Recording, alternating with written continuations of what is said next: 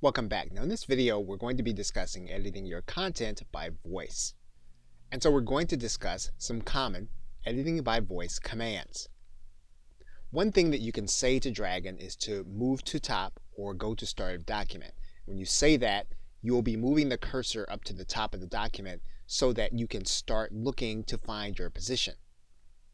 You can tell the cursor to move to the bottom, and when you say that, again, the cursor will move all the way to the bottom of the text. You can say move up or down X number of lines, or you can say move up or down X number of paragraphs. Again, this is a way of you being able to communicate to Dragon and let it know where you want to place the cursor. You can tell Dragon to move the cursor left or right X number of words, or move left or right X number of characters. Once you're in position, you can say something like insert before a certain word, or you can say insert after a certain word.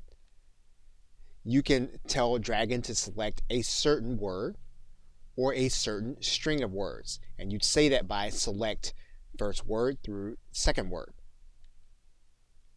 And you can tell Dragon to delete an entire line.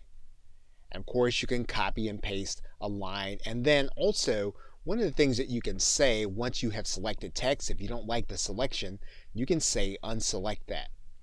All of these lines that you can give Dragon will help you to position your cursor so that you can begin to choose something to do the actual editing. And of course, you will then tell Dragon what you want in the place of what you're taking out, but this will help you to keep editing without having to turn to your mouse or to turn to your keyboard.